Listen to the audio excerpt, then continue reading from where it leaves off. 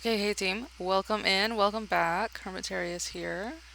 Okay, today we're going to talk about the Scorpio new moon.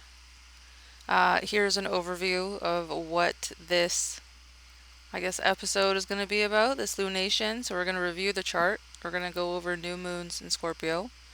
Because this is a new moon and a new cycle, it might be helpful to look at past cycles before we set new intentions, and then we're going to look at setting intentions. I'm going to briefly give an overview of how I would do a new moon tarot spread, and then I've got a different video I made with tarot horoscopes, which I feel like are nothing like the ones I put in this one. So check it out if you're into tarot. And then we'll be doing the horoscopes at the end as normal. Right now I am doing a discount on readings with me on my Buy Me a Coffee. You can use this code until the end of the month. It will be helping me with my rent drive, and I've already got a little bit in, so thank you so much. That's so nice. And now we will get back to the Scorpio new moon. So we're going to review the chart. Okay, so what's going on here? Well, as I talked at length at the last video, the Leo third quarter lunation video, all of the busyness that we're going through right now with the sun and these far planets, moon just had a preview of that. So if you're a particularly lunar person, if you're going through a lunar time, or if you're really keyed into the moon and her movements, then what we just went through in the past week, but primarily in the past little bit, was the preview of these longer, larger moves, okay? But for the new moon specifically, it is in the umbrella of the Neptune-Uranus sextile, which began a little bit before the new moon perfected, and then we have the new moon happening at 2811 Scorpio. Right after that, moon will move off and contact Mercury in a conjunction at 2827, or I think a little bit before that, because Mercury's moving this way and moon's moving that way. And then Mercury and Sun will have a cazimi at 2818 Scorpio. And then while Moon is trucking along, Moon and then Sun will oppose Uranus and then trine Neptune and then hustle on into Sagittarius. Meanwhile, Mercury at the point of the new moon has already finished the... What would have happened first? Too much brain power. Mercury would have already finished talking to those guys in reverse. And then a little while later, after this cazimi, Mercury and Venus will be having a conjunction somewhere in late-ish Scorpio. What else is going on here? That's it. Sun and Moon have already had their talk to Saturn and Jupiter. Mercury's going to have that again. Venus is going to have it. Mars is going to have at least half of it from Sagittarius.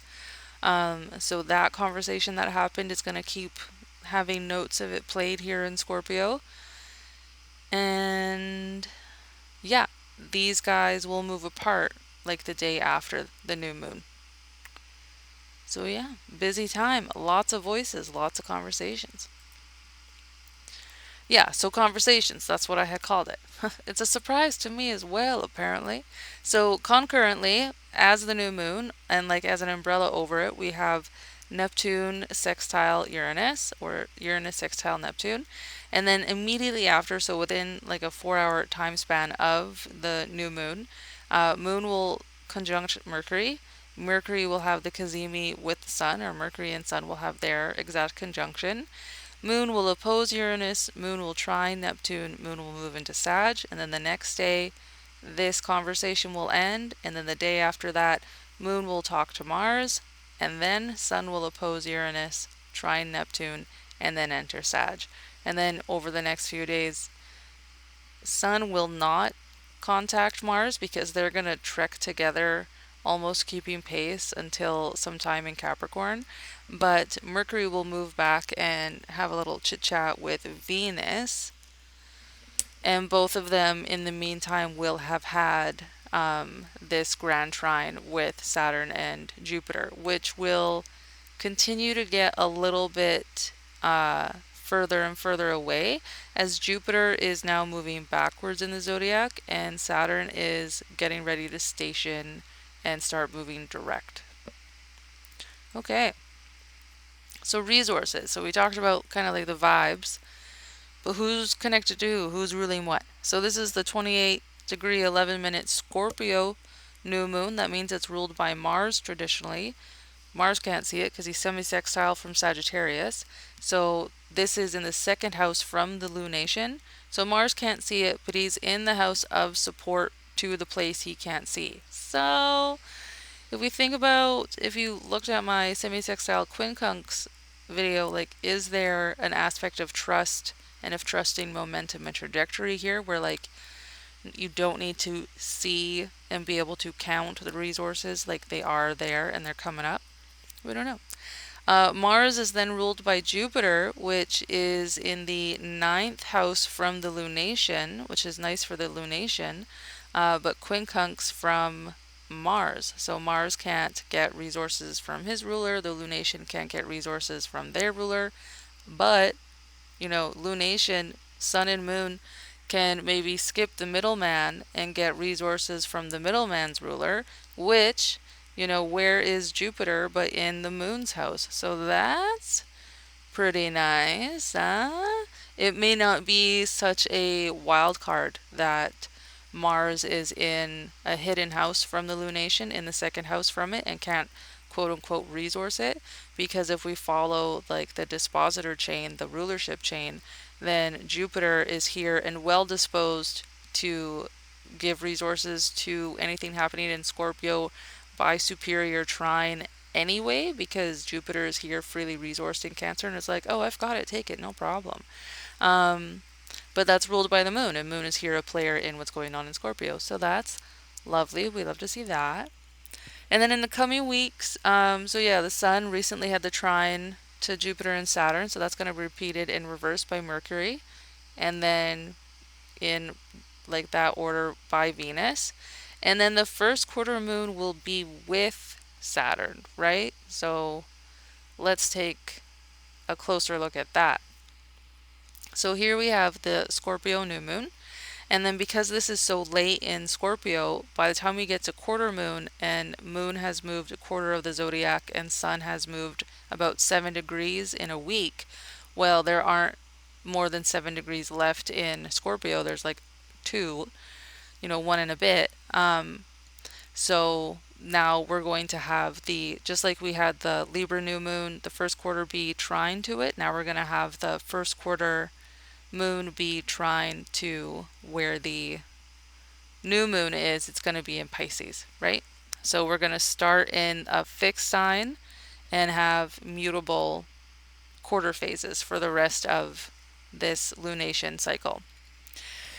So what that means is this Scorpio new moon, the first quarter moon is going to have moon with Saturn, like co-present with Saturn and the north node.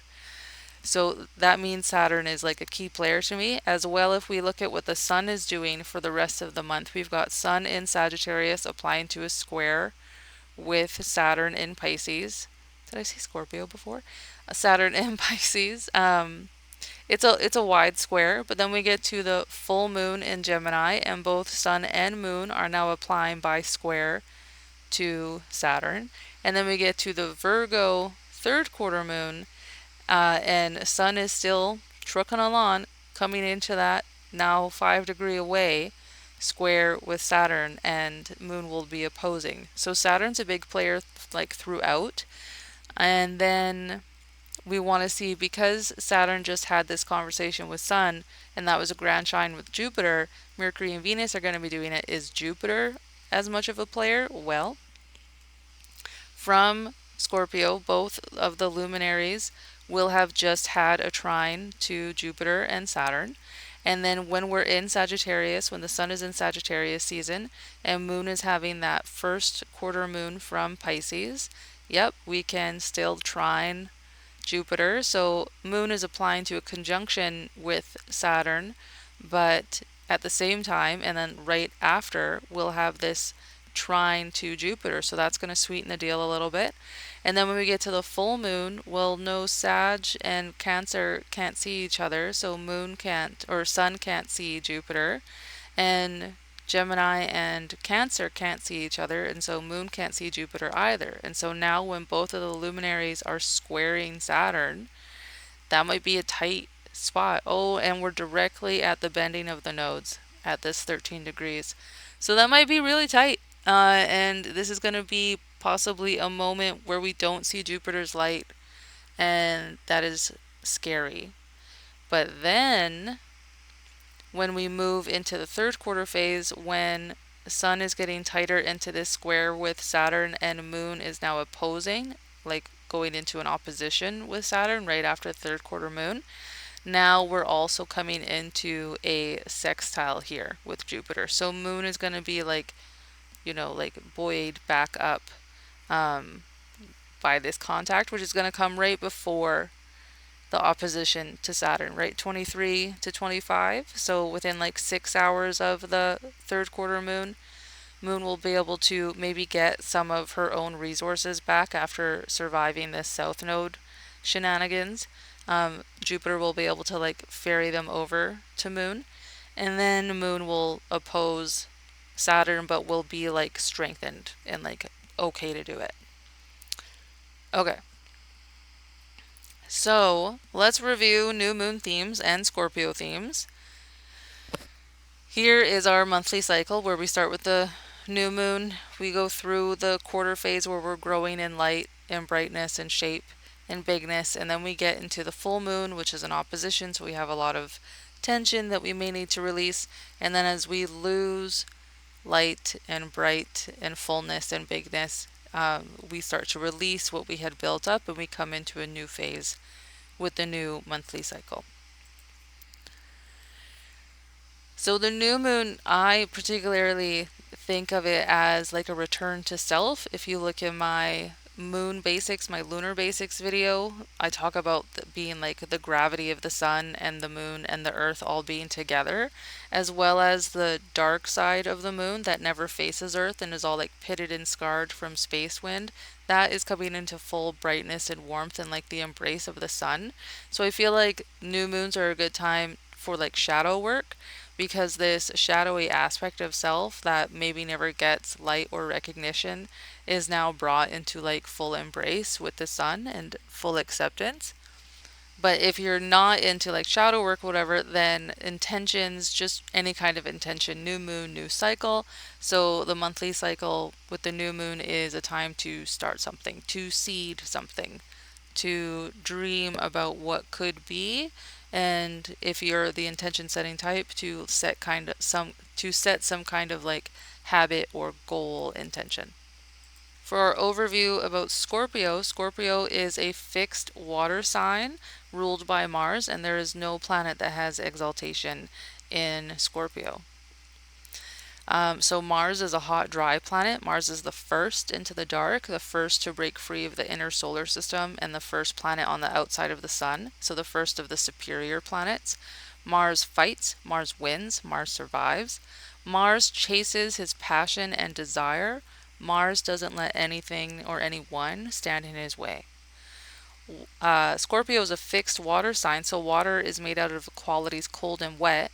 So wet to me is more like wave theory, whereas dry is like particle theory. Water quality is adhesive and cohesive, so it'll stick to things and also stick and meld together, thus being like collective or having like an amoeba like quality. Very communal and form fitting, like you can pour water into a bowl, or you can fill a balloon with like a fluid, like a gas. And I have pressure here because, like, if you're in water, that's an equal amount of pressure on all parts of you, right? There's not like a directional force to it, it equalizes.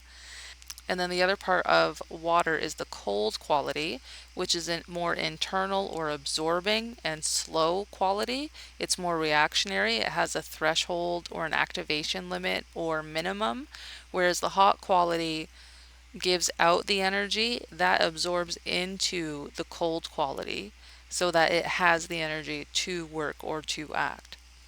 So with these ideas and just our regular ideas that we might have about what water means, water comes down to being kind of about flow states, connection, emotions, fertility, whereas earth signs are considered more barren, water signs are considered very fertile.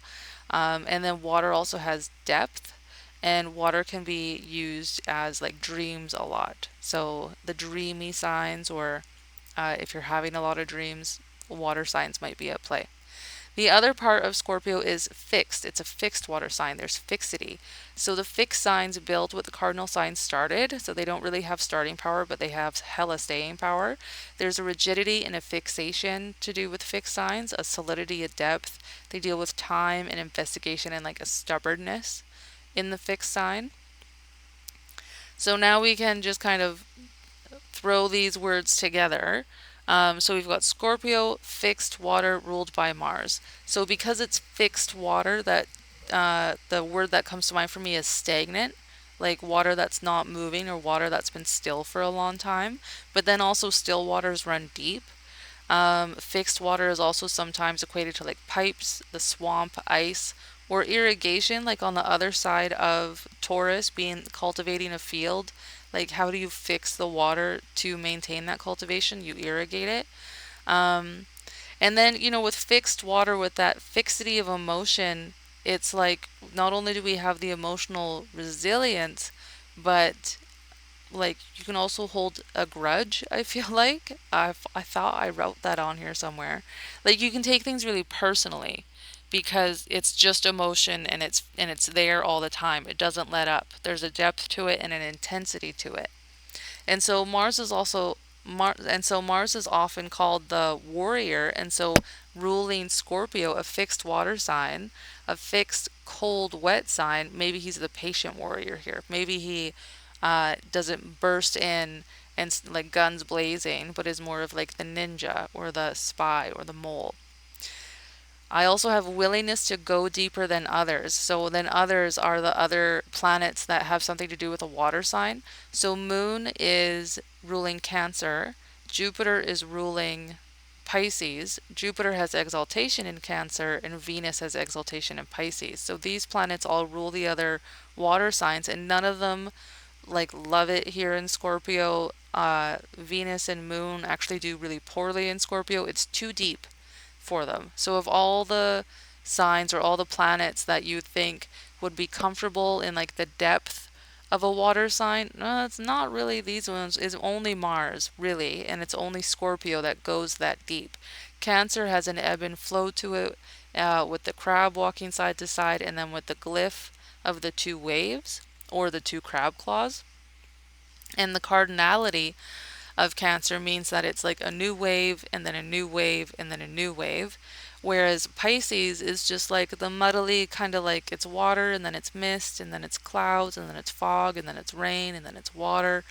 And yeah, we can go deep, but we're not always deep. It's like we go deep and then we come up and then we go in and then we go out because of the mutability. Whereas Scorpio is going to fix and it's going to go down and it's going to see how deep it is that we can go. And then I have emotional connection is required for survival, right? Because Mars survives. Mars wins. Mars is about that spark of life. And then water is like connection and emotional connection. And so what part of like the human experience necessitates that emotion is required for survival, emotional connection. You've got to connect. And so I also put fear here, not because I think that Scorpio has a lot to do with fear, but the hype around Scorpio, like everyone has some fear around Scorpio. And I think that ties into the emotional connection required for survival, or like the emotional resilience and the intensity and the depth of Scorpio, is that no one wants to be that resilient. Those are fearful circumstances that you have to like dig to those depths and the depths of connection, right? So if you've got different ideas about Scorpio, that's great. This is just what I threw together for this PowerPoint. And every time you make notes, they're going to be a little bit different, and that's cool. So now that we have little basics on new moon and ways to approach it, and Scorpio and ways to approach it, and we go more in depth in the other basics videos if you've got the time for those.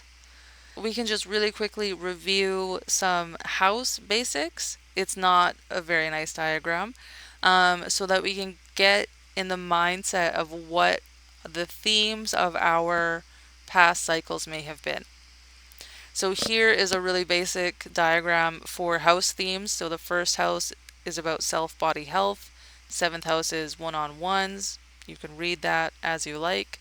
Money, support, stuff, local, school, private life, fun, kids, health, habit, routine, pets, debt, shared money, foreign, education, public life, goals, networks, and isolation.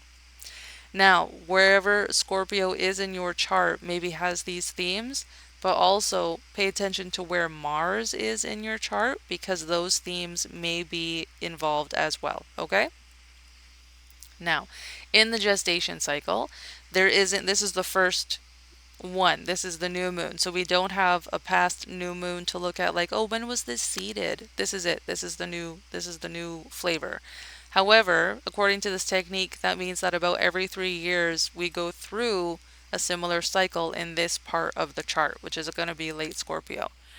So, do you go through like a new moon type phase starting now, but also one that would have started around 2022, 2019, or 2016 in November-ish of the year in late Scorpio themes of your chart?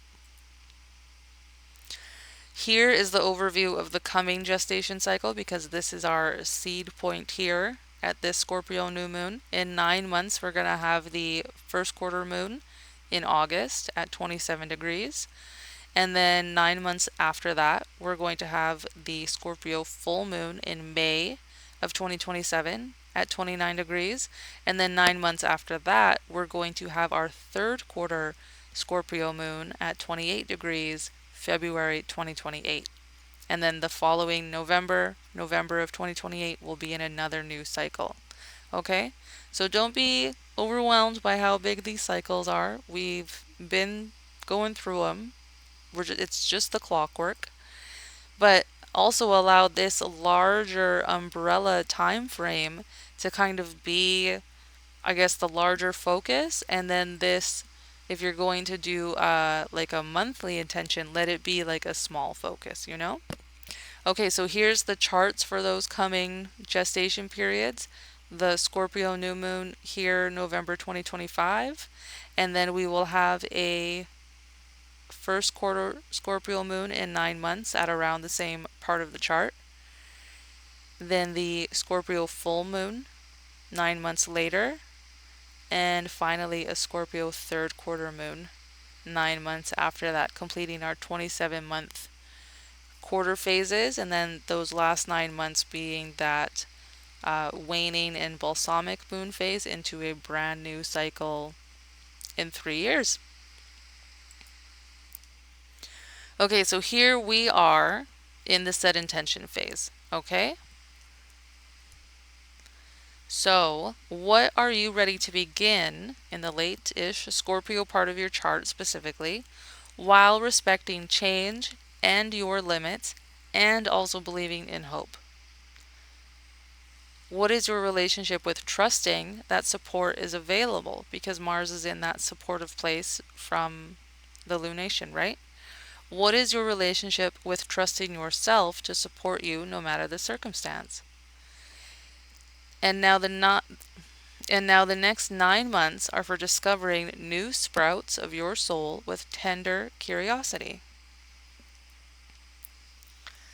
So now we can go into setting new intentions, whether you're going to make them in the big scale or whether you're going to make them in the small scale. These ones are meant to be monthly, so just little 2-week something that you try out.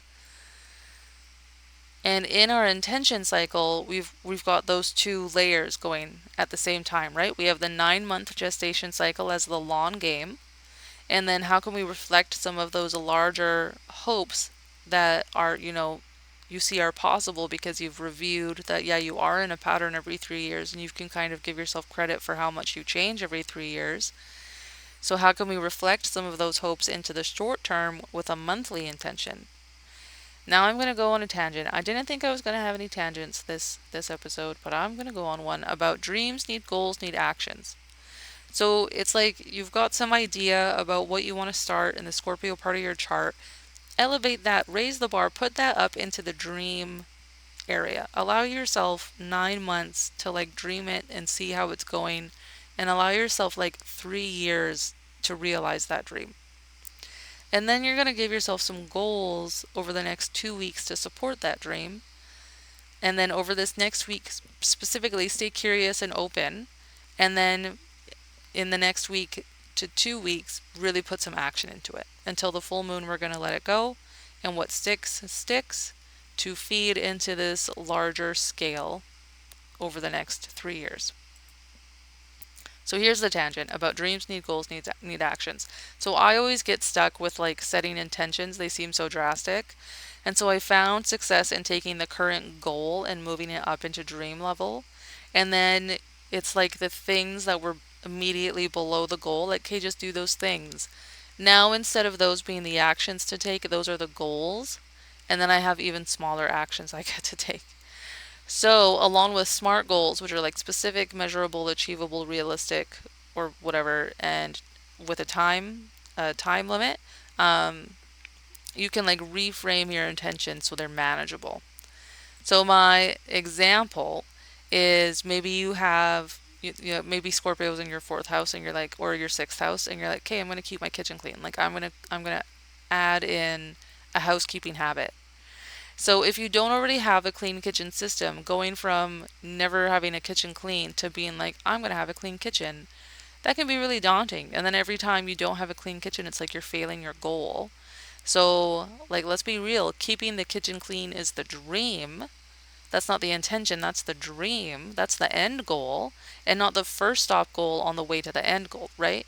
So if you're thinking about like, okay, Scorpio themes, maybe they're in your fourth house of like your home, or your sixth house of your habits. Maybe you're like, okay, I want to like have a cleaner space. That's the dream. Allow yourself to give yourself time to get to that dream. So the dream is to have a consistently clean kitchen. Now the goals that you need to support that dream, you can give yourself different goals and you can see which one works for you, right? So maybe you have a goal to do a nighttime tidy, and then you have a goal to clean as you go when you're in the kitchen, and then maybe because you cleaned as you went and all the dishes are sitting there, like when you're done with the kitchen, you have a goal that in the morning, if there's dishes on the counter, you're going to put them away.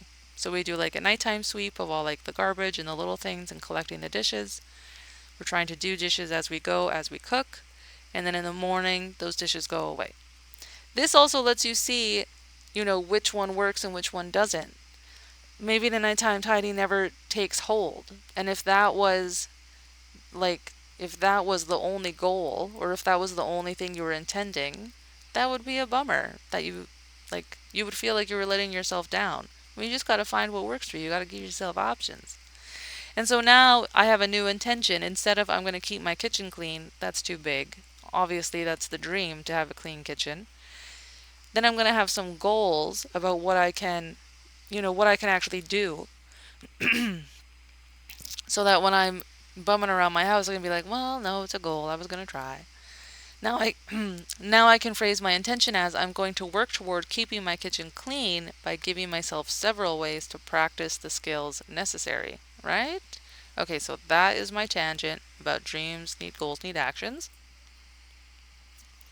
So this is just a recap of Scorpio words, Scorpio ideas. And then here is a recap of house themes. Look at where Scorpio is and if you know where Mars is. Here is a little recap of intentions. If you're like of the intention setting, cloth, then here you go. And once again, we're in the beginning of the new moon cycle. So this is the new moon, new cycle, new phase, new thing. So, nesting this intention into the larger 3-year cycle, what are you ready to begin to discover about yourself in the late Scorpio area of your chart? What actions, habits, or practices can you develop over the next 2 weeks to further these discovery goals? What hidden parts of self are ready to see the light? I put a potion bottle here because this is some magic, yo. Okay, now I'm going to introduce how I would do a new moon tarot spread. If you're interested in tarot horoscopes, there's a video linked.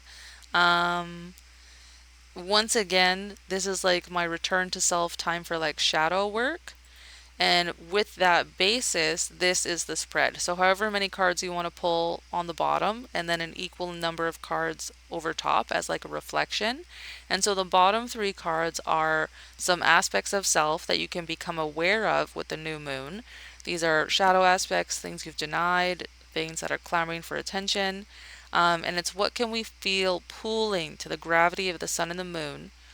Who or what parts of ourselves are we ready to see, accept, and care for within our own person? So that's the bottom cards. It's these aspects of self that are ready to be acknowledged by us.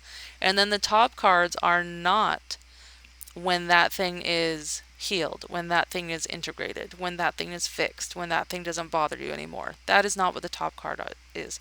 The top card for each corresponding shadow card is how to bring it to the light, how to acknowledge it, the actual verb of what you're going to do to make this thing feel seen and a part of you.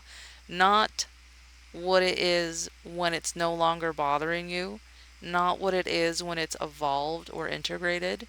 If anything, it's how to integrate. Okay? How do we bring those shadow aspects to the light? How can we better see, accept, and care for them? It is not showing you what shadow aspects to deny or abandon or who you could become once you've fixed yourself. This is an exercise in how to bring all of these aspects to the light. Okay? So that is my like really basic new moon spread. You can do it for your Scorpio part, you can do it for every planet you have in Scorpio, you can do it for every house and just have it be themed to the Scorpio new moon. You can do whatever you want. But now we will get to the regular old horoscopes. Okay, so we're going to begin with fixed horoscopes because for any fixed sign, this Scorpio new moon is happening in hard aspect to your rising sign or whatever you're reading this for, sun or stellium. So for Scorpio risings, this new moon is happening in your first house. So we're going to be exploring new depths of self-character principles, direction, and ideas of receiving support. Leo risings, this Scorpio new moon is happening in your fourth house. So we'll be exploring new depths of home, private life, ancestral work, and the support that creative joy brings to your private spaces. Taurus risings, this Scorpio new moon is happening in your seventh house. So we'll be exploring new depths of relationships, clientele, and how you grow in partnership. And Aquarius risings, this Scorpio new moon is happening in your 10th house. So you may be exploring new depths of career, leadership, public life, and the support you receive from your goals and aspirations. Mutable signs, this Scorpio lunation is happening in your cadent houses. No matter which mutable rising or mutable heavy sign you have, this Scorpio lunation is going to be in a more tiring spot. So you may need a little bit more support, a little bit more care, a little bit more time, a little bit more softness. Sagittarius risings, this Scorpio new moon is happening in your 12th house, so you may be exploring new depths of self-care strategies and how you support yourself in isolation. Virgo risings, this Scorpio new moon is happening in your 3rd house, so you may be exploring new depths within communication skills, your local emotional ties, and what desires entice you inside and outside. And I say that because we have the Mars ruling this guy from what's going to be your 4th house, and the 3rd house drains from the 4th house. So it's like, what is worth in the 3rd house bringing you out from your home, and also what isn't. So like, what brings you back into the home, right? Like, what is the relationship between those two? Gemini risings, this Scorpio new moon is going to be happening in your 6th house, so you may be exploring new depths within your health habits, routines, and what you show up for every day, and the social support that fuels your fire. Pisces risings, this Scorpio new moon is happening in your ninth house. So you may be exploring new depths of the influence of both the foreign and the divine, what feels like a homecoming, and what leaders are there to follow. So what leaders are there to follow? Like what kind of leadership is supporting your greater like philosophical journey or your greater journey into the wide world, and what feels like a homecoming, because here we're having the new moon, which means the sun is here in the ninth house of the sun's joy. So if your foreign and divine influences, like of the greater, wider world out there, of something more, if that does not feel like a homecoming, if that is not shining with joy, like especially at this time, we need to explore new depths there. Finally, cardinal signs, this Scorpio new moon is happening. What is this? This is the Leo one. This is the Leo one as well. Okay, well, I didn't do the chart and I apologize, and I didn't do this chart and I apologize, but just imagine that's moved on over here. So, cardinal signs, this Scorpio new moon that's happening right here at 28 degrees Scorpio is happening in your succeedent houses or in places that come up to support any of your angular places. So for Libra risings, this Scorpio new moon is happening in your second house. So you may be exploring new depths of wealth and ideas of personal support, and how does your community support your well-being. Cancer risings, this Scorpio new moon is happening in your fifth house, and so you may be exploring new depths within your joy practices and creative pursuits. How can routine help support you?